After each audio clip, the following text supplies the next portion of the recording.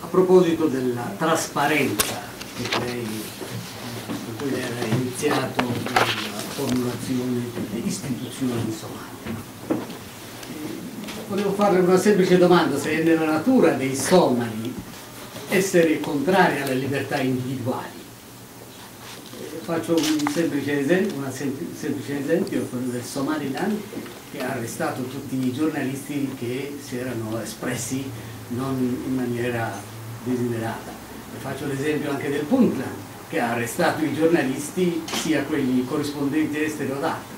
E quindi la trasparenza sì è importante, però cosa ne pensa lei, se fa parte della natura dei somali stessi? Quello di rifiutare. Grazie. Uccisi anche 2 giornalisti. A Mogadiscio è stato assassinato un giornalista, l'ultimo giornalista. Yes, thank you for your good question. I understand that, you know, remember we have 20 years of dictatorship followed by 20 years of anarchy and lawlessness. You know, it will take a while, it will take a time to understand democracy, to understand the importance of freedom, freedom of the press, freedom of religion, freedom of associations. These are the things that these countries, for example, the Western countries or citizens have taken for granted. Thank you. But that culture to entrench will take a while. Okay? It will take a while. Why? Because probably the rulers of Puntland, Somaliland, and some other parts of the country are from this old guard who are probably allergic to criticism, allergic to and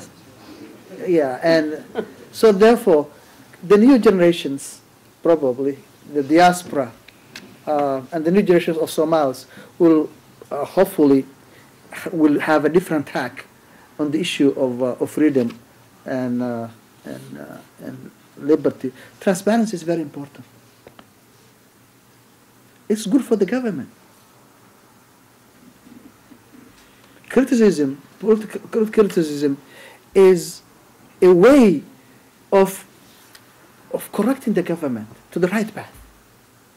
Okay? You have to understand that way. Okay? But as I said, we don't have a culture of accepting criticism. So therefore, this will take a while. We have a long way to go. But is it important? Transparency is important? Of course it does. It's very important. C'era anche il una voce italiana. Lei giustamente ripete che c'è bisogno di tempo per questi processi, ma è proprio il tempo che qui manca, nel senso che mancano 6 mesi ad agosto in Italia e penso anche in Somalia. Allora, cioè i punti che sono stati fissati nella roadmap, fissare una Costituzione, ratificarla, selezionare un Parlamento che sia più rappresentativo e nel contempo ripristinare la situazione della sicurezza e magari avviare anche un processo di riconciliazione. Sono tanti obiettivi, diciamo, ambizioso. È ambizioso, diciamo, il eufemismo. La seconda domanda era, lei ha ribadito molto appunto il concetto di libertà di informazione. La libertà di informazione passa anche per la possibilità dei giornalisti appunto di operare senza possibilmente essere uccisi, come è successo 2 giorni fa a Mogadiscio che voi dite di avere sotto controllo almeno per l'80% da 3 o 4 mesi a questa parte. Mi chiedevo intanto se c'erano notizie su un'eventuale inchiesta che è stata avviata. E il terzo punto, che pure c'era, ecco, per uscire da Mogadiscio invece, la notizia è di oggi, ieri-oggi, ci sono centinaia di uomini armati che hanno passato la frontiera dall'Etiopia nella regione di Gedo con mezzi pesanti, blindati. Ora, a differenza del Kenya, che ha dimostrato di voler far rientrare la sua operazione, la sua offensiva militare sotto il quadro, diciamo, il cappello di Amisom, il governo di Addis Abeba non ha chiesto niente di tutto questo. Voi che cosa ne pensate della presenza di etiopici a Cairo? haddaan fahmay hore waxa weeye inuu roadmap ambitious yahay waqtiga aad ka hadashay timeka aad haysata waa yari sure 6 bilood yeah waxa aad ka hadashay oo ku qoranana waa badan yes sidee la isku kow taas waa midka kale waxa weeye ciidamada Ethiopia kitaabta saxad waa taas midka kale waxa weeye xorriyatul qowlka aya dadka journalistaha xamar baa lagu dilay hargeysa lagu xiray puntland baa lagu xiray the same question ma ogi inaad baaris furteen iyo in kale tan ugu dambayso oo shabeelle dilkii ahaa daa ka warqabtay in journalistii la dilay in baaris lagu bilaabay ciddii ka dambaysay yeah yes and finally Ethiopia so galtaan tan saddexaad anaa ka jawaabay so waxbay ku darsanaysaa Mi vuole agganciare alla domanda che ha fatto la signorina. Cioè io volevo chiedere, il Riso ha detto che since Mr. Abdiweli, cioè, da quando il signor primo ministro è Abdiweli, noi siamo più da 20 anni e ne abbiamo visti di presidenti e di primi ministri e ogni primo ministro che veniva diceva questa volta ci sono io che cambierò qualcosa, oppure da quando ci sono io è cambiato tanto. Ma potete immaginare in 20 anni quanti primi ministri noi abbiamo visto che ci hanno detto la stessa cosa? Questa è la prima domanda che faccio a voi, perché ormai noi siamo stanchi di sentire questi ritornelli che qualcosa cambierà, qualcosa si farà di meglio, la storia cambia e via di seguito, però in 20 anni non è cambiato niente. L'altra cosa è che dagli ultimi rapporti di fonti proprio delle Nazioni Unite, del gruppo del monitoraggio delle Nazioni Unite, ci risulta che da 9.000 soldati addestrati dagli Stati Uniti e dall'Europa, il 90% sono passati con le loro armi agli Al-Shabaab. when not now when was that Questo è un no, quando che è stato quando è stato no? The time quando aspetta, di 9.000 soldati, more than 9,000 Somali troops of the United States and Europe has trained and equipped. Nearly 90% have deserted, in most cases taking their weapons with them. when Okay. da Somali Questo è un rapporto che è stato fatto a settembre. Il monitoraggio degli Stati Uniti. no okay Se tutte le truppe che vengono addestrate, tutte le armi che vi vengono date, passano automaticamente al Shabaab. Cioè, non serve a niente chiedere qua agli americani o agli europei che vengono addestrati, che vengono date a voi delle armi, perché tanto queste armi, queste truppe passeranno agli Al-Shabaab. sure Cioè, okay questo. okay let me try to respond the way I can to the following questions. The roadmap. Yes, the roadmap is a very ambitious document. Why? Because of the tasks at hand. But as I said, the roadmap is composed of 4 things: security, good governance, political outreach, and reconciliation. These 3 will be on ongoing processes. We don't have a timeline and deadlines for it. Reconciling the communities will take a while. Political outreach and reconciliation will take a while.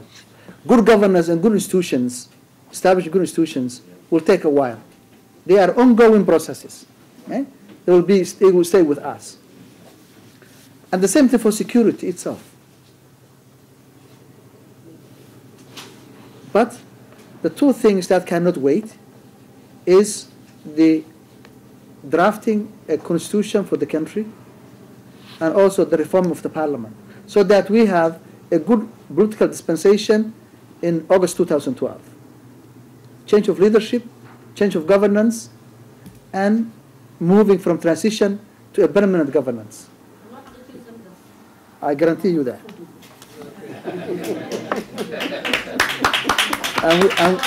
Okay. God willing, inshallah. The issue of freedom, yes, of course.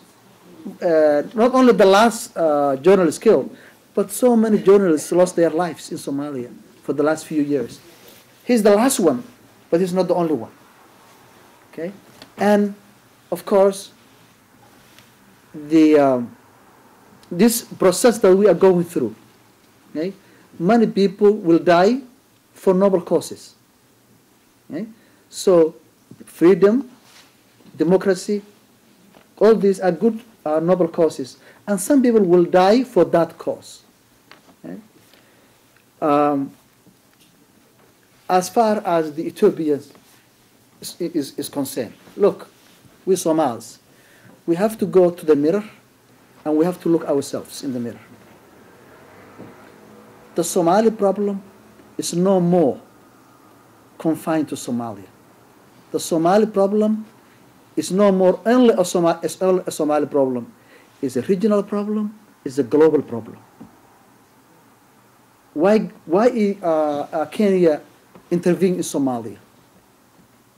Because we want Shabab and pirates were going to Kenya abducting people. Some of those abducted were helping Somalis inside Kenya, in Dadaab, the biggest refugee camp in the world. It's the, I think, the fifth or the fourth largest city in Kenya. It's a Somali refugee camp, Dadaab.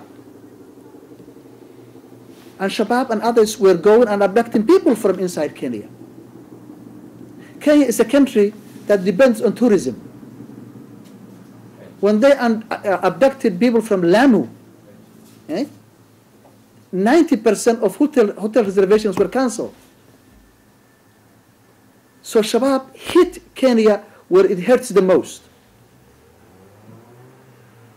Therefore, they have to act. And we, the government, could not prevent that happening. The same thing for Ethiopia. These are our neighbors. We have borders with them. We have common enemy, and therefore we have a common strategy. I am not the one who's shying away, saying why Ethiopia is coming. We call Ethiopia to come in. Yeah, we did. I did. And I'm telling you now, I did. Why?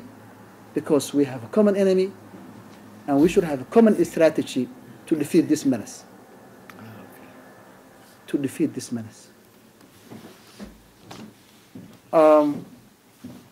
Al-Shabaab, people, that statistics, I don't have it. All I can say is since I joined the government back in November 2011, there are Shababs coming in to us. 2010, I'm sorry, 2010. There are Shabab, many Shababs are coming to us, not the other way around. I'm talking about since 2000, since I joined the government, the previous government of my friend Farmacho, in 2010, there are more Shababs coming in than TFG churches joining Shabab. This is the fact. Okay? So that might be the date of that article may be earlier, but September 2011. That's far from the facts. So we don't have that facts. Thank you.